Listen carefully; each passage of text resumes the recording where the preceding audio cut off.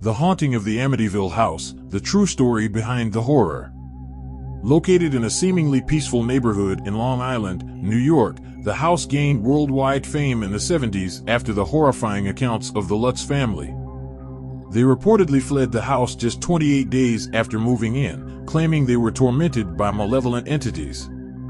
I thought I knew everything about this story, but recently, a shocking discovery came to light, revealing an even more terrifying aspect of the Amityville house. In the summer of 2023, a group of paranormal investigators decided to explore the house once more. They were determined, fearless, and convinced they could unravel any remaining mystery. Among them was a close friend, Michael, who had always been skeptical but curious enough to accept the challenge. I was reluctant to let him go, but his determination was unwavering. As soon as they crossed the threshold, the atmosphere changed instantly. The house seemed to absorb the light, leaving everything in a shadowy hue. As they walked through the dusty hallways, the investigators felt an oppressive presence, as if they were being watched by unseen eyes. The feeling of unease grew with each step they took. During the exploration, Michael found something that seemed out of place. Behind a wall in the basement, partially covered by loose boards, he discovered an old diary. The leather was cracked, and the pages, yellowed with age, exuded a strong smell of mold. Curiosity overcame fear, and he began to flip through the pages. The diary belonged to a previous resident, never mentioned in the public accounts. The writings detailed confessions of macabre rituals and demonic invocations conducted in the house. This completely changed the investigators' perspective. What had once seemed like just a haunted house now revealed itself to be a portal to something far more sinister and dangerous.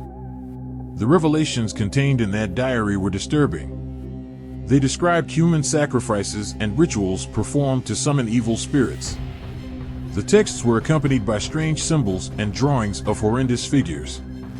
With each page turned, Michael felt the room's temperature drop, as if the diary's very words were bringing something to the surface. As the night progressed, the house seemed to come alive. Whispers echoed through the hallways, and shadows danced on the walls despite the absence of any light source.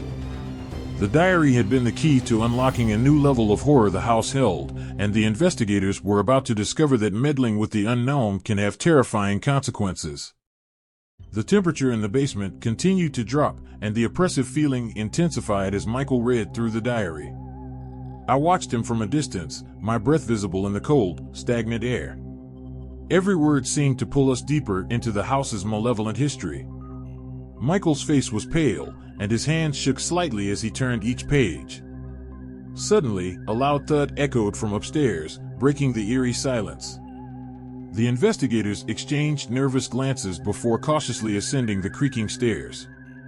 As we reached the top, we saw that one of the old paintings had fallen from the wall. It lay face down on the floor, the glass shattered.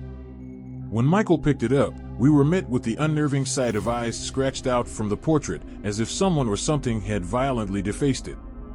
We continued to explore the house, the air thick with anticipation and fear. Each room we entered seemed to hold a piece of the dark puzzle. The once grand living room was now a shadow of its former self, with furniture draped in dusty sheets and cobwebs hanging from the ceiling. Michael's flashlight flickered, casting fleeting shadows that seemed to dance on their own. As we made our way to the second floor, we heard faint whispers that seemed to come from the walls themselves. They were unintelligible but filled with malice. The sound sent chills down my spine. Michael motioned for us to follow him into one of the bedrooms. It was there that we found another disturbing artifact, a mirror covered in grime, with strange symbols etched around its frame. Michael wiped away the dirt, revealing a reflection that was not our own. The mirror showed a scene from the past, a woman performing what looked like a ritual, surrounded by candles. Her face was twisted in anguish as she chanted incantations. Then, suddenly, she looked directly at us, her eyes hollow and dark. We stumbled back, hearts pounding. We decided to head back to the basement, hoping to find more clues in the diary. But as we descended the stairs, a heavy door that we hadn't noticed before slammed shut behind us, trapping us in the basement. Panic set in as we realized the door wouldn't budge. The room grew colder, and the whispers grew louder, more insistent. Michael continued to read from the diary, his voice shaking. The final entries were the most disturbing. They described how the rituals had gone wrong, how the spirits summoned were not benign but vengeful and violent. The last entry was a warning: they are bound to this place. Disturb their rest, and you will suffer their wrath. As he read the final words, the basement lights flickered and went out completely. We were plunged into darkness, the only light coming from the eerie glow of the symbols in the diary. Then, out of the darkness, we saw them, shadowy figures, eyes glowing with malevolence, slowly closing in on us. In that moment, we realized the true horror of the Amityville house. It wasn't just haunted by the past, it was a living entity, feeding off our fear, trapping us in its sinister grip. We had uncovered a terrifying secret, one that we might not survive to tell. The figures in the darkness seemed to multiply, their eyes glowing with an unnatural light. Panic surged through me as I fumbled for my flashlight, its beam flickering weakly before steadying. The dim light revealed their twisted forms, shadowy apparitions that seemed to hover just above the ground, their movements slow and deliberate. Michael clutched the diary tightly, his face a mask of terror. "We need to get out of here," he whispered urgently. I nodded, my heart pounding in my chest as we moved towards the door that had trapped us in the basement. The air was thick with a sense of malevolence, and every step felt like a struggle against an unseen force. As we reached the door, Michael tried the handle again, but it wouldn't budge. The shadows were closing in, their whispering growing louder, more insistent. Desperation fueled our efforts as we pushed and pounded on the door, but it remained stubbornly shut. It was as if the house itself was determined to keep us within its grasp. "Look for another way out," I urged, my voice trembling.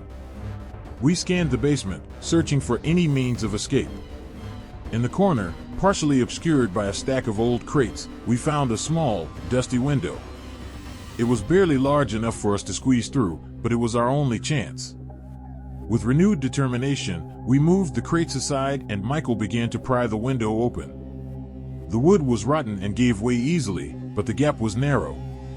"You go first," he insisted, and I didn't argue. I crawled through, the rough edges of the window frame scraping my skin. As I emerged into the cool night air, I turned back to help Michael. He was halfway through when a sudden, violent force yanked him back into the basement. His scream echoed through the night, and I reached out, grabbing his arm, pulling with all my strength.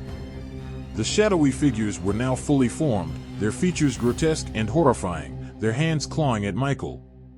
With a final, desperate effort, I managed to pull him free, and we tumbled onto the grass outside. Gasping for breath, we scrambled to our feet and ran as fast as we could, not daring to look back. The house loomed behind us, its windows like dark, soulless eyes watching our escape. We didn't stop running until we reached the edge of the property. Only then did we collapse, our bodies shaking with adrenaline and fear. Michael was clutching the diary, his knuckles white. "We can't let anyone else go in there," he panted. "The evil in that house, it's beyond anything we can handle." I nodded, my mind reeling from the night's events. We had come seeking answers, but what we found was a living nightmare. The house of Amityville was not just haunted by the past, it was a malevolent entity that thrived on fear and suffering. As the first light of dawn began to break, we knew we had to warn others, to prevent anyone else from falling into the same trap. The diary would serve as a testament to the horrors we had witnessed, a warning of the dark forces that lingered within the walls of that cursed house. We made our way back to civilization, vowing never to speak of the specifics, but determined to spread the word. The house of Amityville would remain a chilling legend, a place of terror and darkness that should never be disturbed. We had escaped with our lives, but the memories of that night would haunt us forever. We arrived back in town just as the sun began to rise, casting long shadows across the quiet streets. Michael and I were exhausted, both physically and mentally, but we knew we had to take immediate action. We went straight to the local authorities, determined to share what we had discovered. At the police station, we were met with skepticism. The officers listened to our story with raised eyebrows, clearly unconvinced by our frantic account. Michael presented the diary as evidence, but even then, they were reluctant to believe us. It was only when Michael described the hidden compartment in the basement where he found the diary that they agreed to send someone to investigate. As we waited, the gravity of our situation began to sink in.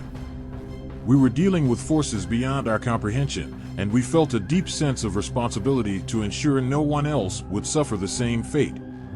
After what felt like hours, 2 officers finally agreed to accompany us back to the house. The return to the Amityville house was fraught with tension.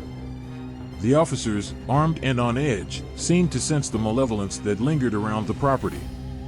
Michael and I led them to the basement, pointing out the exact spot where we had found the diary. The officers inspected the area and, to our relief, found traces of the hidden compartment. Despite this, they remained skeptical. One officer flipped through the diary, his expression hardening with each page he read. "This is disturbing, but it's not enough to take any action," he said. "We'll file a report, but without more concrete evidence, there's not much we can do."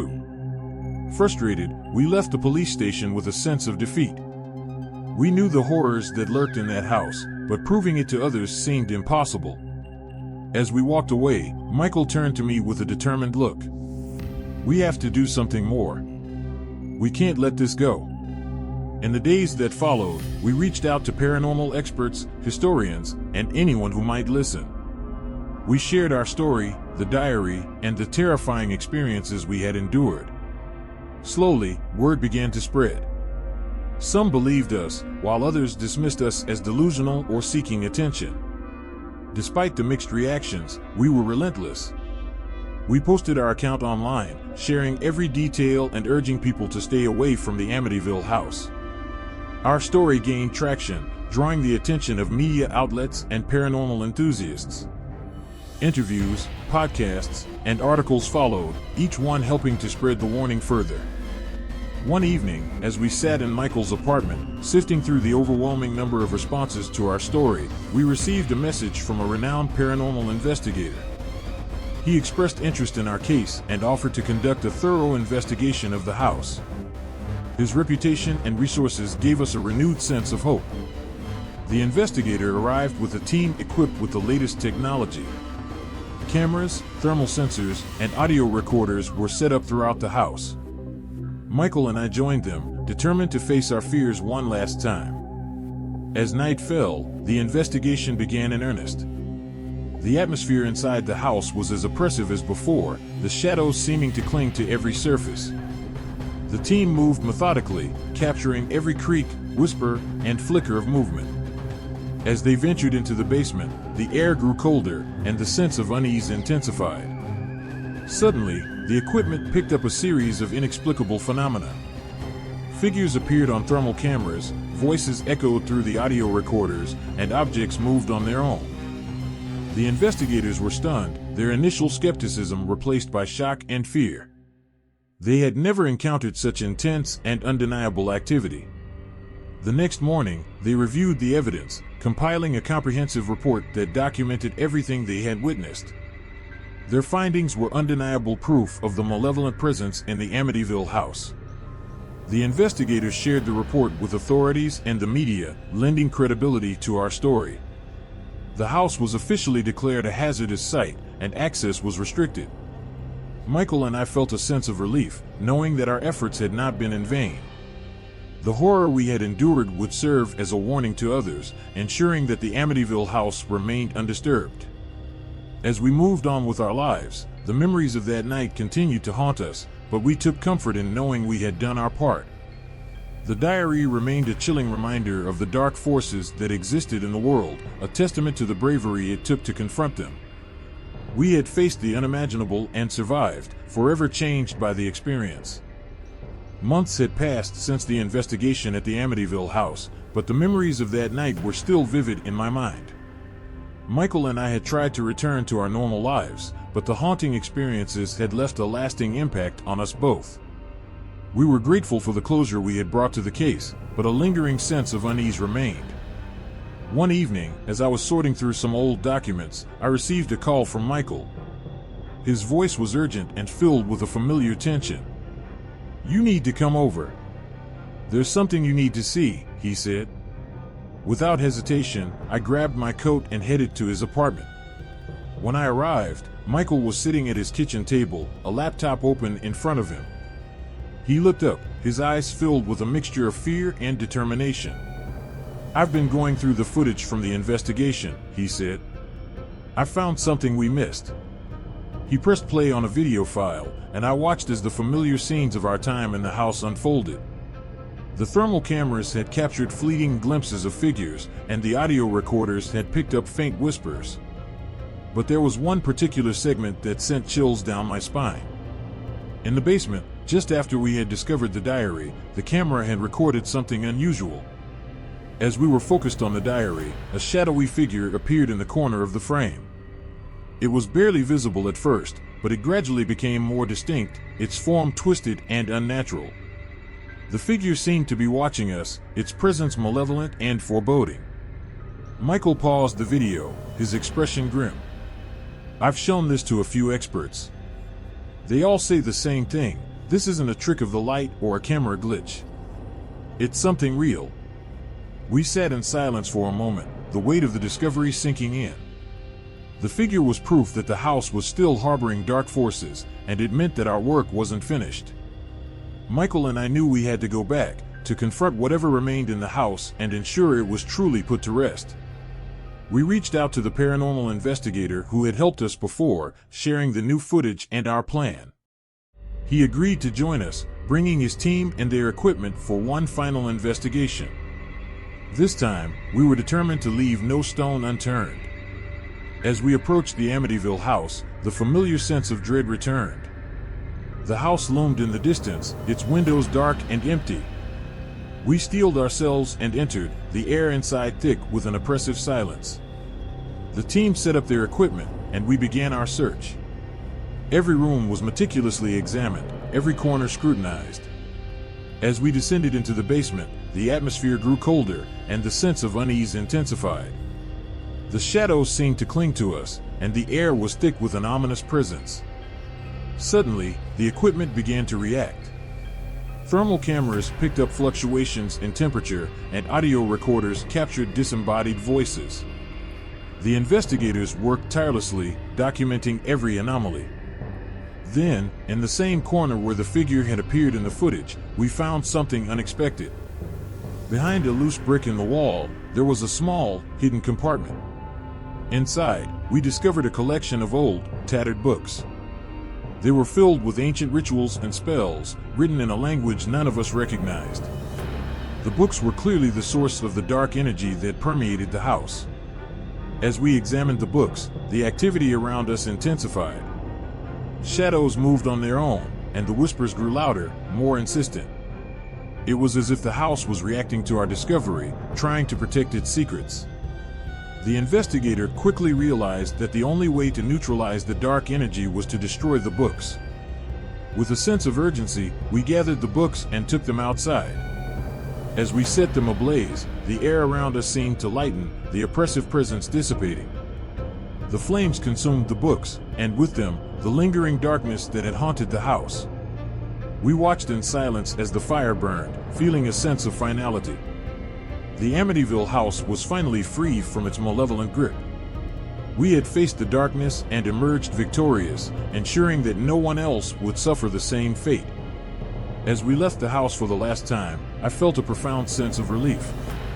Michael and I had confronted our fears and brought an end to the horror.